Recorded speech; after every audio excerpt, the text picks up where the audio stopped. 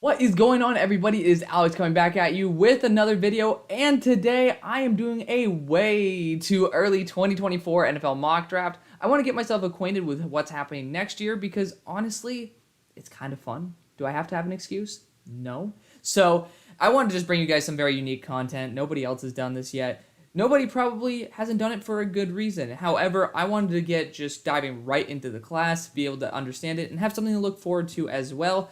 Of course, I make mock drafts every single week for this year, so you guys like that too? Feel free to check that out. Of course, I always like to put in as much work as possible into that stuff so you guys get as much content, and that's like actually quality and quantity. So let me know what you guys think. Of course, feel free to join the community. We just breached 5K subs not too long ago, so let's try to get it up to 6K. Let's get right into the video because it's going to be a crazy one, and yes, I understand not everybody understands these guys, so I'm going to try to spend a little bit more time on each player. Do I fully understand every single one of these players to the point of this year's class? Of course not. There's not going to be enough tape out on them to be able to fully understand what they're doing, but there's enough of an understanding right now to be able to have some pretty good ideas on where they're going to be next year in the draft. So starting at number 1, I do think this is, again, based off of my last mock draft. The Lions did not draft a quarterback. They're going to go Caleb Williams. I understand a lot of people are saying, hey, they're probably going to draft one.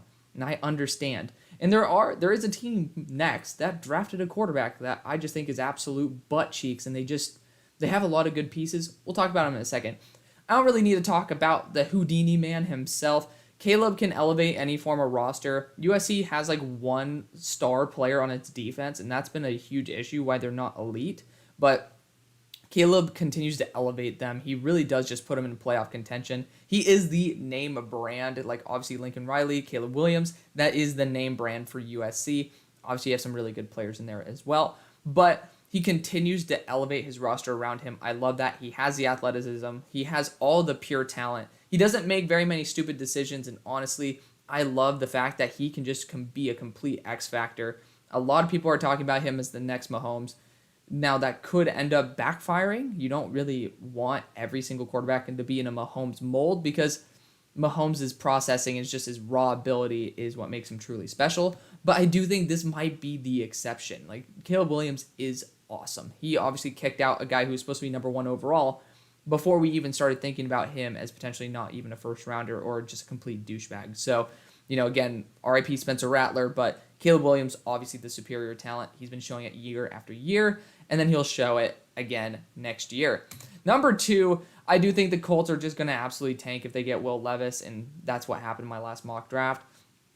The offensive line just simply isn't good enough. Obviously, Jonathan Taylor's been dealing with injuries. The wide receiver core just is not, like, I keep believing in this team. I swear to God, they're going to do so well. The one year I don't believe in them, I picked them to go almost to the Super Bowl 2 years in a row. Like, I swear, every time with this team, every time, I get super hyped. I'm like, dude, this is the year. I think it's been 3 years where I've been like, dude, this team's going to make a deep playoff run.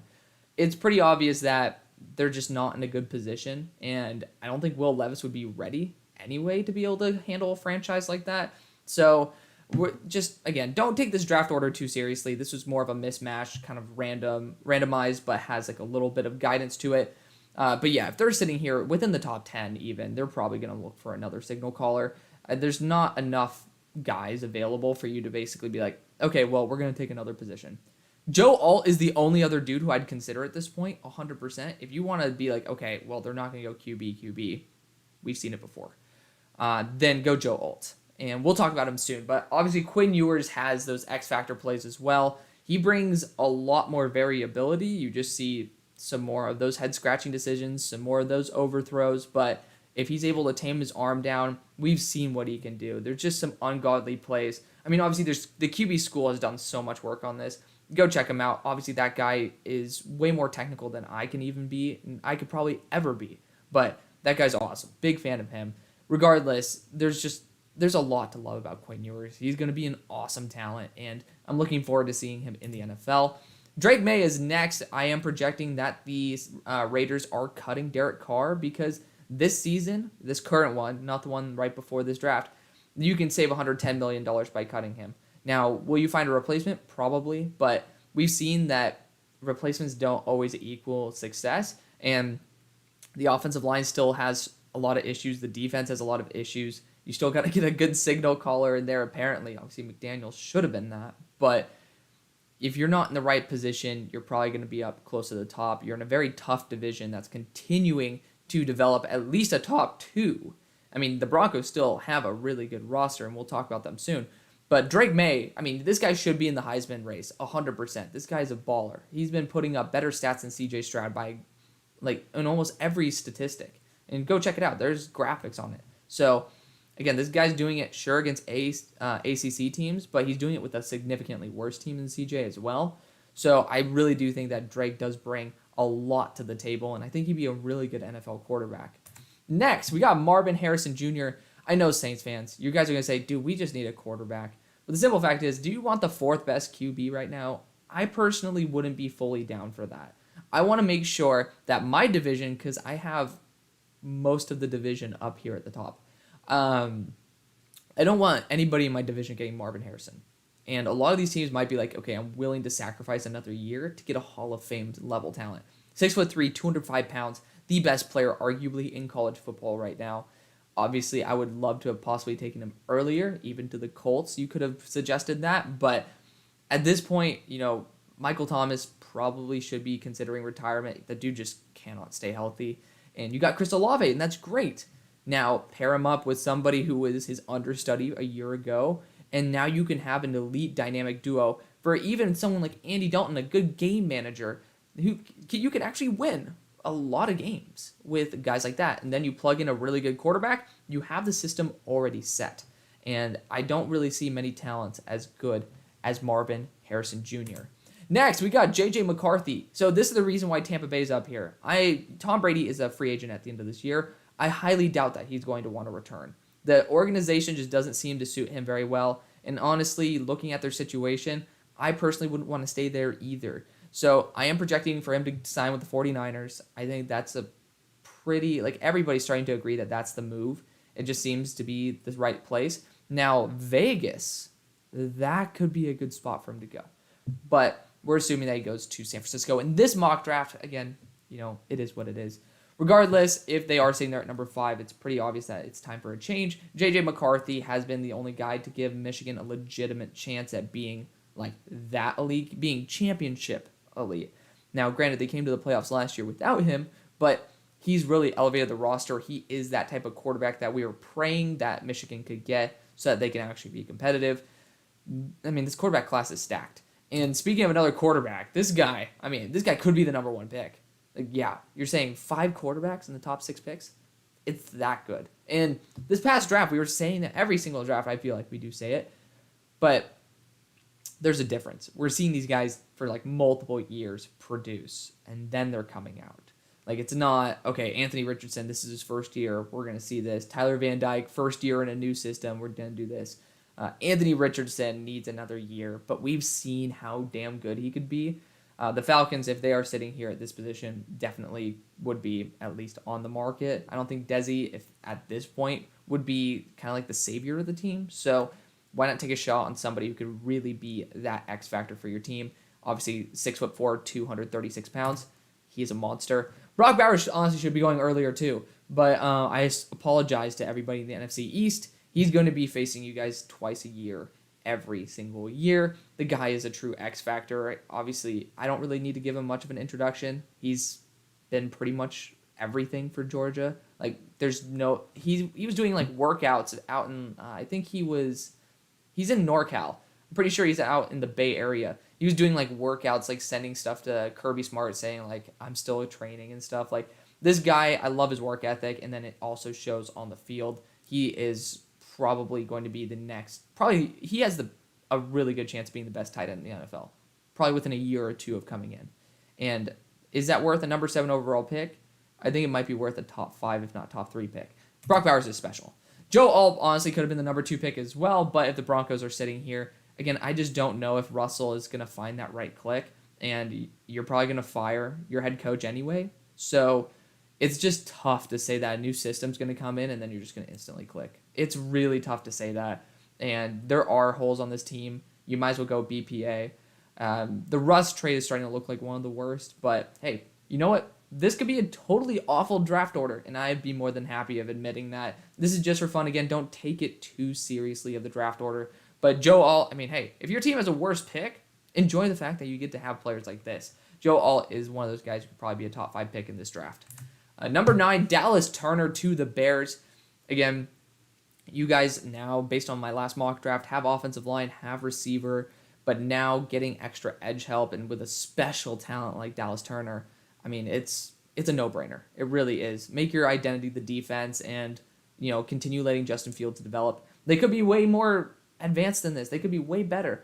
But also, I mean, hey, this is a mock draft, guys. The Rams are sitting here and they get J.C. Latham. It's pretty obvious. You guys know me. I will always go offensive line for the Rams every single pick. It's starting to catch up to them with this win now mentality. They won and they proved themselves that their method was correct. But that's not long-term sustainable, and we're starting to see that. I don't really think that they're going to be very good for quite a while because they're in cap hell, as well as, they're not playing Moneyball properly. There's significant holes that are easy to attack on this team. Next, we got Mukuba. So this is another one of those Ohio State receivers I've been talking about. Another reason why I don't think Jaxson Smith-Njigba is all that. Mecca is just a monster, man. He's really good after the catch. He shows some really good route running skills as well. He just really is a special talent. You can give him the ball. You can throw it to him. He's going to make people miss. He has a big frame. So a team like Jacksonville, you were looking for that with Laviska Shenault. This is probably the upgraded version of that without all the injuries that Laviska carried with him. Xavier Worthy is the Devontae Smith of Texas. So I think he'd be a very nice pairing with Christian Watson, Romeo Doubs on a developing wide receiver core for the Packers. I think Robert Tonyan is going to be re-signed. So I think it's a good spot. A good spot for the team. Next, we got Kool-Aid McKinstry. I did not draft a DB for my Steelers in my last mock draft. I got offensive line, if I'm not mistaken, with Olu Fashanu, as well as Will Anderson. So we're pairing Will Anderson back with Kool-Aid McKinstry, who has the most pass breakups in college football right now. It's a pretty good idea for a team that desperately needs actual impact in its secondary. Next, this is one of my guys. So Zach Zinter, he can come out this year. I don't know if he will. There's not enough buzz around him right now, but he very well might.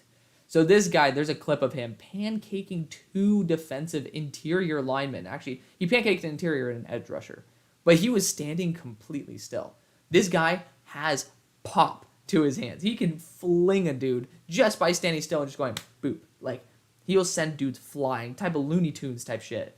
So I love that. And I know that Bill would probably look at that and be like, that's our guy. I just really do love the idea of Zach Zinter. Obviously, Michigan, you do know that, Michigan offensive linemen seem to work for the Patriots. Now, do I think they need a guard? No. But I think the upside is way too damn worth it. And we've obviously seen that, a lot of these linemen are very versatile for the Patriots. I hope that they can get maybe an offensive lineman, offensive tackle this year, or this current year in the offseason to be able to at least patch it. But Zach Zinter is totally worth it, in my opinion. Haven't done a deep tape study dive on him, but, when you see those flashes, it's pretty awe-inspiring. James Williams now going to the Texans. This is their pick. I do think they're well improved with Bryce Young at the helm. James Williams should be a top 10 pick. He is a freak at 6'4", 220 pounds. He's been making plays since his true freshman year. I have been a big fan of James Williams for a while, so glad to see that he's going to make a huge impact there for potentially Lovie Smith. Next, we got A.D. Mitchell to the Cardinals. I ended up drafting them offensive lineman with John Michael Schmitz, as well as corner with Keely Ringo. Therefore, wide receiver will definitely still be on the table. Robbie Anderson will probably be gone. A.J. Green will probably be gone. Hell, Rondale Moore has been hinted to be a trade candidate. So I think someone like A.D. Mitchell, who could be a true number 1, definitely is a good pairing up with DeAndre Hopkins. And you have a quarterback you're paying a lot of money, so you might want to invest in him. Next, we got Denzel Burke, quarterback out of Ohio State. He had a baller true freshman year, took a little bit of a step back, but that is A-okay because that is the only reason why he's available for a team that could desperately use him extra corner help. Obviously, I got you guys a linebacker in this past mock draft, so you're developing a really good team. Ohio State has proven to bring out a lot of very talented corners, and I'm excited to be able to dig deep into the tape on Denzel Burke, but until then, he is a giant. Next, we have Michael Trigg, USC transferred to Ole Miss, tight end. So He's pretty damn special. 6'3", 240 pounds. This guy, he's a break tackle machine. He hasn't put up the statistics that you'd want him to, but he's had 3 touchdowns in the game so far this year. Granted, that was the only game he had touchdowns, but you do see the flashes. He has a great frame. He can definitely prove it with the tape. The flashes are there. Therefore, I think that with a larger role, he can take another step up. Next, this is my favorite running back in college right now, Bucky Irving. I think he's a perfect replacement there for Christian McCaffrey. Pretty sure I did draft a running back for the Panthers anyway, but I just think that if you're sitting there at 19, there's not many more holes to fill. This guy is just on another level. You can never get better, or you can never stop getting better at the running back position too. And when you can get somebody who could be a true identity of your team with CJ Stroud, granted, I could have went Trey Henderson, but that would have been a cuter fit. I think Bucky Irving is just on another level. I really do. This guy is truly dynamic and truly special. Next, we got Andrew Mukuba going to the Bengals. Obviously, safety is not a fully secured system there. Obviously, we don't know what's going on with Jesse Bates, but Mukuba has been in the Jim Thorpe Award consideration for a hot minute, and he's a true sophomore. Therefore, he's probably going to be a pretty damn good NFL pro, especially as a junior in college. So I can definitely see him being a top 20 pick. So I'm saying that if the Vikings are sitting here at 21, they're technically regressing, and there's not that many holes to be able to fill. I don't really see enough corners in this class. It's not nearly as good as this last one. I could have said that Garrett Williams returned, and then this would be a great spot for him. But I think going after someone like Jaxson Dart, just saying, hey, we're going to take a shot on someone who has a really high ceiling, might be a good spot to go. Next, we got Mario Williams going to the Cleveland Browns pick to the Texans. By the way, tell me how badass that image is, for you guys. Tell me how badass that image is. It was so sick. I couldn't find very many Mario Williams pictures to be able to edit and be able to take out the background. And then I just saw that one. I was like, damn. So, badass. Straight up badass. And Mario Williams, I studied him this year, forgetting that he was a true sophomore. And as a true freshman, he graded out as a second rounder. He was awesome. So, to be able to see someone be able to grade out like that just shows how much better he could be. And he's electric, man. I'm a huge fan. 23, Arik Gilbert. So I have it listed as a receiver because God only knows. He can do everything. He's probably going to come back, and I think that he can finally play without Darnell Washington there. I'm praying that he could be a true tight end too, but we all know his potential. He's like the number 1 or number 2 player in the country. Coming out to LSU, I really do think this guy could be special, and then the Jets could definitely use him. 24, making sure that I have the numbers right. Yes, Smael Mondon. I don't know if they're going to have Roquan. It's pretty tough to be able to acquire and be able to pay him and Lamar, but Smolden is kind of Nakobe Dean-esque. He is very athletic, so I really like that ability. Adding to it, I don't know if Patrick Queen is going to be the answer there either, so it's going to be a hole. That is certainly one that I would like to address. Next, so you guys might say I'm batshit crazy for putting the Seahawks here. Their team is really damn complete, and through my mock draft as well, their team just got even more, and I'm projecting that Geno could do really well. And here's the thing. I assume they're going to give Geno maybe a 1 year $10 million or a 2 year $20, correct? So let's assume it's the 1 year 10 or 1 year 15, 1 year 20 even. You're probably going to want to franchise tag him. But can you invest that much money into a player of that caliber? That's tough. And that's why you want to use that franchise tag. Okay, you've done it 2 years in a row. We're tagging you. You're going to get a shit ton of money. Now prove it for a third year before we extend you. This is a perfect time to get someone who has a cannon arm. He has ungodly flashes. I'm a huge fan of Kyron Drones. I do think that he could be a true NFL quarterback. This is one where I'm taking a big swing at the fences. I did that with Anthony Richardson this year. I think Kyron Drones could be that type of guy next year. Next, we got JT Tolomau. Everybody's going to be like, how the hell is this guy falling here? He had some reps that I honestly didn't find very effective. He can be neutralized very easily by certain tackle styles. And with that being said, does that mean he'll necessarily be here? No. But he's a very good player. I don't really think we need to focus on the fact that he fell here, but the more fact that, I don't know if Tank Lawrence is going to be a super long-term option. Obviously, every year players get older. So you're going to want to not have to pay a ton of people when you're going to have to pay Micah 30-something million a year. So JT Tolomau is an amazing pairing for that. So definitely like it. 27, the Dolphins going Dante Trader. Another one of my guys, I really liked him. He makes some big flashes. So obviously this guy, he can definitely, he raises the bar. I know that I go DB for you guys anyway in the past mock, but I mean, it's a Maryland DB who's a true sophomore, who's balling out. I don't really need to say much more than that, but he can definitely continue elevating a secondary that is very costly, but also could be assisted quite a bit. Next, we got Leonard Taylor, another guy who's been getting a lot of top 10 hype in defensive interior. You know, this is the better version of Siaki Ika for the Chargers, who Siaki was just like pretty much instantly placed for them. I told y'all Siaki wasn't good, and nobody's putting him in the first anymore, so I'm happy to see that. But Leonard Taylor certainly is a good player. Definitely worth that first-round pick. Then we got Jager Burton. I know he doesn't play in the Big Ten. He plays for University of Kentucky in the SEC. But this guy is a super powerful offensive lineman. Talk about a highlight reel type player. Tom Brady almost made it to the Super Bowl, 1 game away. Lost the NFC Championship in this simulation. Getting offensive line is always a good idea. He probably would have been the pick even if they were at number 32. So I definitely like it. Number 30, the Bills go Trey Henderson. You might say, dude, this is batshit crazy. Like, this is disrespectful to Trey Henderson. I love him.